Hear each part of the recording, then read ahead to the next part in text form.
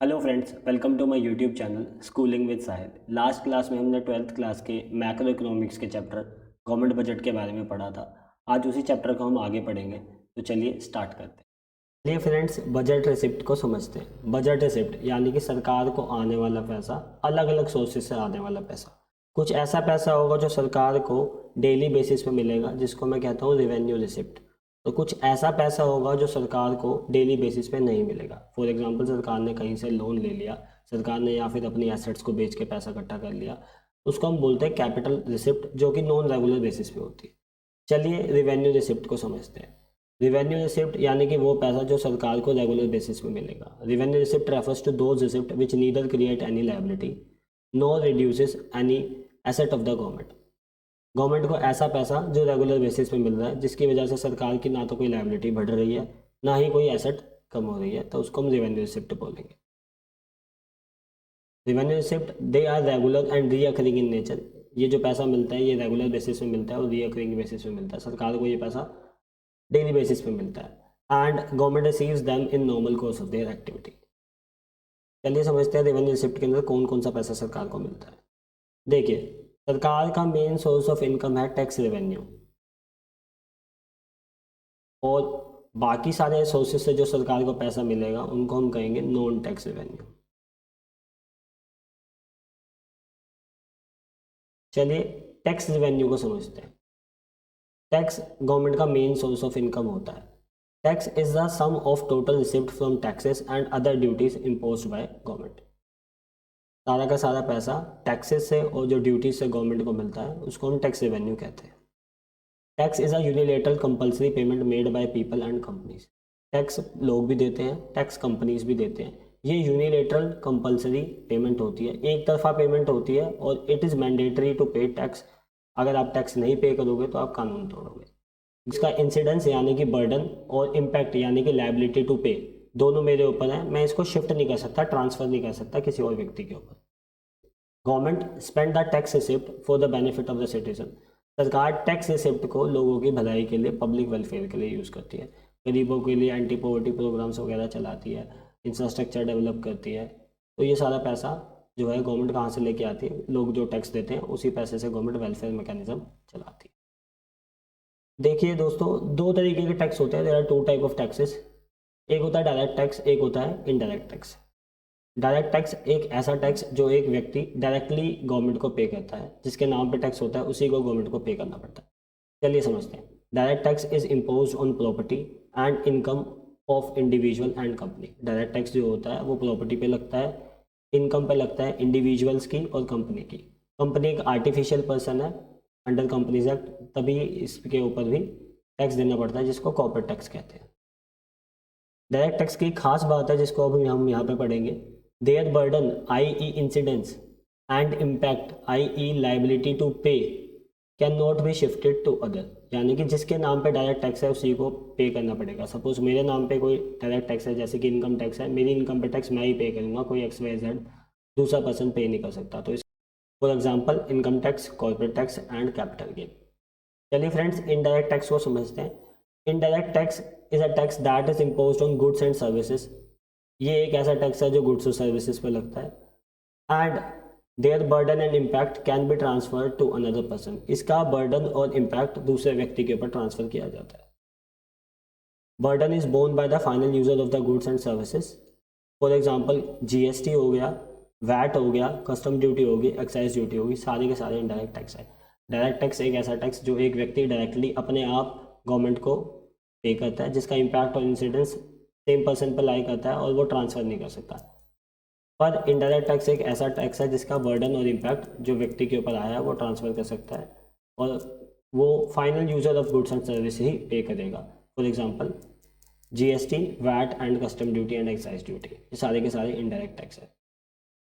चलिए friends, non tax revenue को समझते हैं। ऐसा तो है नहीं सरकार को सारा पैसा टैक्स की फॉर्म में ही मिले। गवर्नमेंट को कुछ पैसा टैक्स के अलावा भी मिलता है, जिसको हम नॉन टैक्स रेवेन्यू कहते हैं। It refers to receipt of government from all sources other than tax revenue. अगर गवर्नमेंट की टोटल रिसिप्ट में से, टोटल रेवेन्यू रिसिप्ट में से अगर मैं टैक्स रेवेन्यू को हटा दूँ तो जो पैसा बचेगा वो सारा का सारा नॉन टैक्स रेवेन्यू कहलाएगा। नॉन टैक्स रेवेन्यू जैसे कि इंटरेस्ट, गवर्नमेंट को ब्याज मिलता है। गवर्नमेंट को ब्याज कहाँ से मिलता है? गवर्नमेंट लोन देती है, स्टेट गवर्नमेंट को लोन देती है, लोकल गवर्नमेंट को लोन देती है, यूनियन टेरिटरीज को लोन देती है, और इन लोन्स पे गवर्नमेंट को इंटरेस्ट यानी कि ब्याज की प्राप्ति होती है। और ये जो ब्याज है ये एक सोर्स है नॉन टैक्स रेवेन्यू का। यानी कि गवर्नमेंट लोन देती है, किसको लोन देती है? स्टेट गवर्नमेंट को दे देती है, लोकल गवर्नमेंट को दे देती है, यूनियन टेरिटरी को ले देती है। उन सारे लोन्स पे गवर्नमेंट को इंटरेस्ट रिसीव होता है। ये जो इंटरेस्ट रिसीव हो रहा है ये एक नॉन टैक्स रेवेन्यू का सोर्स है गवर्नमेंट के लिए। Profit and dividend. Profit, government के पास कुछ अपनी कंपनीज होती है जो गवर्नमेंट की नेचुरल मोनोपोली होती है, जैसे कि पीएसयू, पब्लिक सेक्टर अंडरटेकिंग, भेल, SAIL and GAIL, Maharatna and Navratna company आपने सुना होगा। ये सारी कंपनीज गवर्नमेंट की अपनी कंपनी होती है। इन कंपनी से गवर्नमेंट को प्रॉफिट मिलता है, तो प्रॉफिट भी गवर्नमेंट के सोर्स ऑफ इनकम है और non tax revenue. Government dividend भी अर्न करती है। गवर्नमेंट अपनी इन्वेस्टमेंट करती है अदर कंपनीज में, उनमें से गवर्नमेंट को डिविडेंड मिलता है। डिविडेंड यानी कि प्रॉफिट का एक पार्ट जो हर शेयर होल्डर को दिया जाता है। गवर्नमेंट प्राइवेट कंपनीज के अंदर अगर इन्वेस्ट करे तो गवर्नमेंट भी एक शेयर होल्डर है, तो गवर्नमेंट भी हकदार है उसके प्रॉफिट के एक पार्ट की, जिसको हम डिविडेंड बोलते हैं। अगला देखिए, fees. Fees is a compulsory contribution like tax, it is mandatory to pay fees. Fees यानी कि अगर हम गवर्नमेंट के मैकेनिज्म से कोई काम करवा रहे हैं तो हमको गवर्नमेंट को फीस पे करनी पड़ेगी, और ये कंपलसरी कंट्रीब्यूशन है टैक्स की तरह। ये एक चार्ज है जो गवर्नमेंट इम्पोज करती है, अपनी सर्विसेज के ऊपर चार्ज काटती है। गवर्नमेंट हमें अगर कोई सर्विस प्रोवाइड करिए तो गवर्नमेंट उस पर चार्ज काटेगी, जिसको हम फीस कहते हैं। फीस जैसे कि ये फीस जो कोर्ट चार्ज करते हैं, रजिस्ट्रेशन फीस, इंपोर्ट की फ़ीस, ये सारी की सारी फीस गवर्नमेंट चार्ज करती है। ये भी एक नॉन टैक्स रेवेन्यू है गवर्नमेंट के लिए। Licence fees. लाइसेंस, किसी भी चीज़ के लिए अगर लाइसेंस चाहिए तो हम स्पेशल परमिशन ग्रांट कर रहे हैं उस चीज़ के लिए, और उसी के लिए अगेंस्ट हमें पेमेंट करनी है, तो वो लाइसेंस फीस है। It is a payment charge by government to grant permission for something. कोई स्पेशल परमिशन अगर हम गवर्नमेंट से मांग रहे हैं उसके अगेंस्ट हमें पेमेंट करनी पड़ती है, तो वो लाइसेंस फीस है। For example, commercial vehicle permit. Commercial vehicle के लिए all over commercial vehicle, for example commercial vehicle permit. Commercial vehicle जो होते हैं वो ऑल ओवर इंडिया चलते हैं, पैन इंडिया चलते हैं, उनके लिए एक परमिट बनता है, तो वो गवर्नमेंट के से हम एक स्पेशल परमिशन मांग रहे हैं, जिसके लिए हमको एक फ़ीस देनी पड़ेगी, जिसको हम लाइसेंस फीस कहेंगे। Fine and penalty. फाइन एक ऐसा चार्ज होता है जो लॉ ब्रेकर्स के ऊपर लगता है। अगर किसी ने कानून का उल्लंघन किया, कानून को तोड़ा है, तो उसको फाइन और पेनल्टीज को देना पड़ेगा। जैसे हम टैक्स की रिटर्न लेट कर देते हैं, टैक्स फाइल नहीं करते, तो उसके लिए हमें पेनल्टी पे करना पड़ता है। अगर हम रेड लाइट जंप कर देते हैं या बिना हेलमेट के ड्राइव कर रहे होते हैं, तो हमारे ऊपर क्या लगता है? फाइन लगता है, रेड लाइट जंप करने का या बिना हेलमेट के ड्राइव करने का। तो ये फाइन और पेनल्टी भी गवर्नमेंट की सोर्स ऑफ इनकम होती है, जो गवर्नमेंट को नॉन टैक्स रेवेन्यू से मिलती है। Gift and grants. गवर्नमेंट को गिफ्ट भी मिलते हैं, फॉरेन गवर्नमेंट से मिलते हैं, इंटरनेशनल ऑर्गेनाइजेशन से मिलते हैं, इंडिविजुअल से मिलते हैं, कंपनी से मिलते हैं। ये सारे के सारे गिफ्ट भी गवर्नमेंट का नॉन टैक्स रेवेन्यू का पार्ट है। ये जो गिफ्ट से आने वाली इनकम है ये फिक्स्ड नहीं होती नेचर में, और ये गिफ्ट गवर्नमेंट को जनरली क्राइसिस और वॉर्स के टाइम पे मिलते हैं। जब आर्थिक तंगी चल रही होती है तो दूसरे देश आके सहायता कर देते हैं, जिसको हम ग्रांट कह सकते हैं। किसी देश ने इसको गिफ्ट के तौर में सहायता करी तो गिफ्ट भी कह सकते हैं।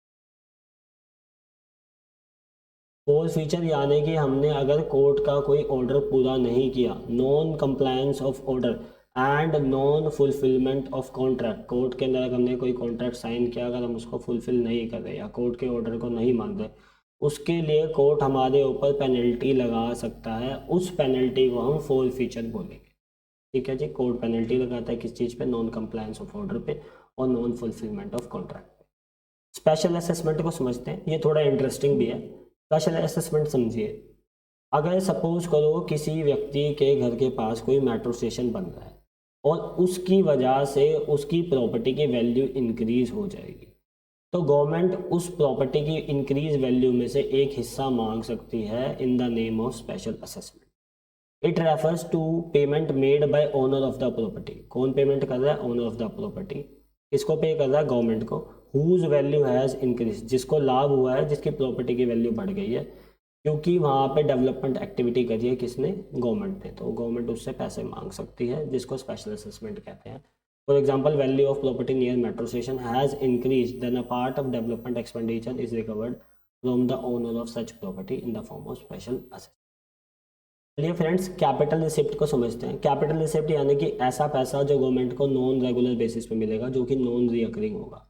एक ऐसा पैसा जो सरकार या तो कोई लायबिलिटी क्रिएट करके बनाएगी या अपनी एसेट को बेच के बनाएगी। या तो लायबिलिटी हमारी इंक्रीज होगी, हमारे ऊपर कर्जा इंक्रीज हो जाएगा, या गवर्नमेंट की अपनी एसेट क्या हो जाएगी, रिड्यूस हो जाएगी। यानी कि गवर्नमेंट पैसा कहाँ से ला रही है, या तो अपनी संपत्ति बेच के ला रही है या किसी से कर्जा या किसी से बोरिंग लेके आ रही है।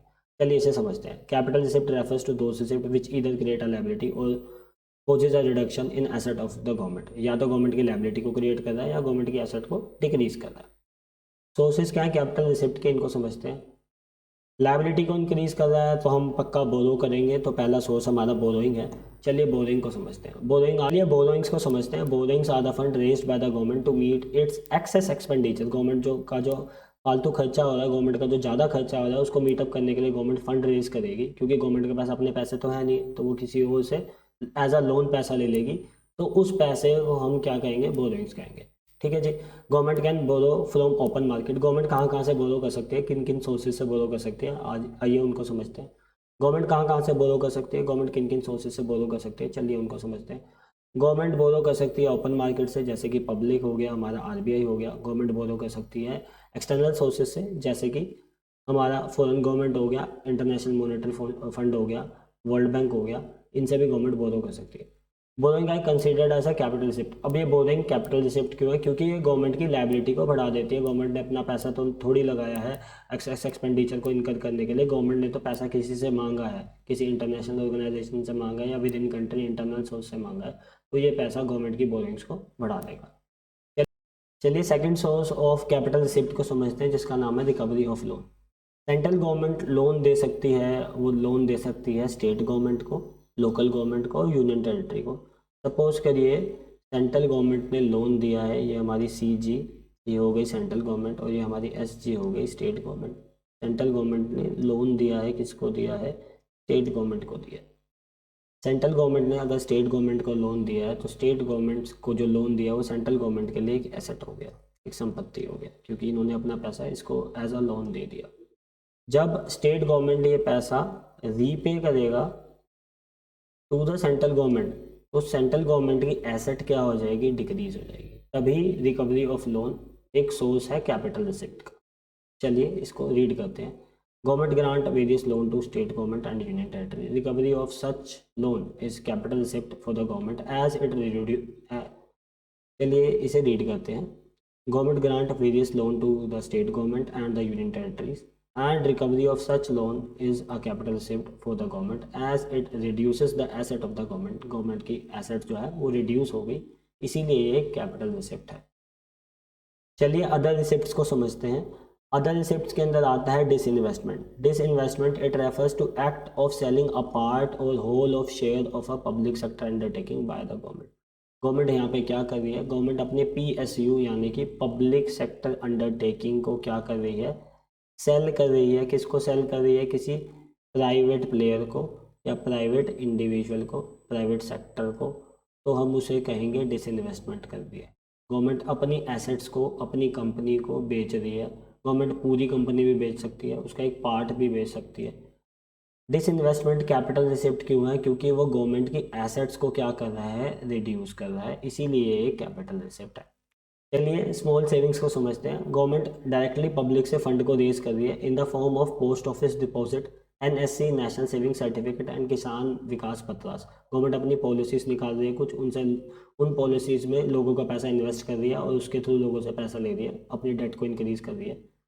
स्मॉल सेविंग को ही कैपिटल रिसिप्ट इसलिए कहते हैं क्योंकि गवर्नमेंट लोगों से पैसा ले रही है, जनरल पब्लिक से पैसा ले रही है, और गवर्नमेंट की इससे क्या हो रही है, डेट इंक्रीज हो रही है। They are treated as capital receipt because these funds are taken from public, thus they increase borrowing of the government।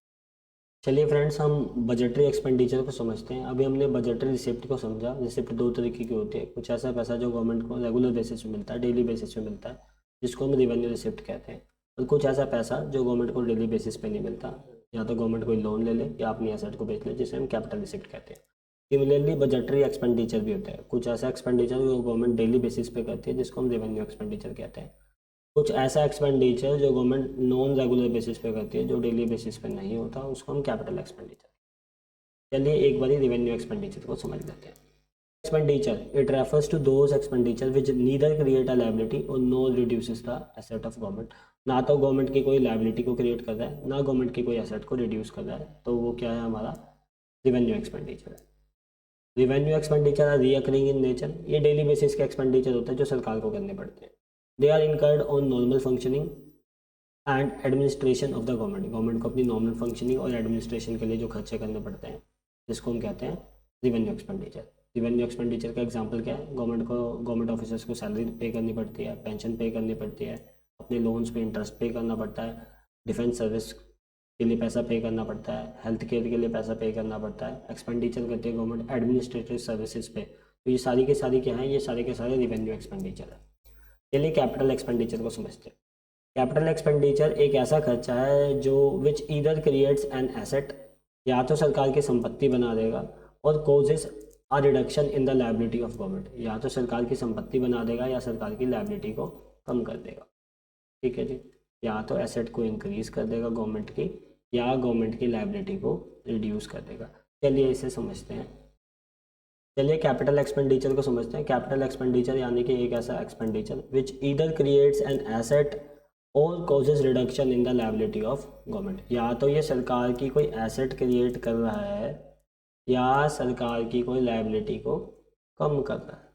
Suppose करिए सरकार ने कोई ब्रिज बनाया, कोई पुल बनाया, कोई इंफ्रास्ट्रक्चर प्रोजेक्ट बनाया नया सा, तो उससे गवर्नमेंट की संपत्ति इंक्रीज हो रही है और गवर्नमेंट का पैसा आउटफ्लो हो रहा है, तो वो कैपिटल एक्सपेंडिचर। सपोज करिए गवर्नमेंट ने अपने किसी लोन को रीपे किया, लोन को रीपे करने से गवर्नमेंट की लाइबिलिटी कम हो रही है और गवर्नमेंट का खर्चा हो रहा है, तो वो भी एक क्या है, कैपिटल एक्सपेंडिचर का पार्ट है। कैपिटल एक्सपेंडिचर रेगुलर बेसिस पे नहीं होते, ये नॉन रेगुलर और नॉन रीअकरिंग होते हैं नेचर।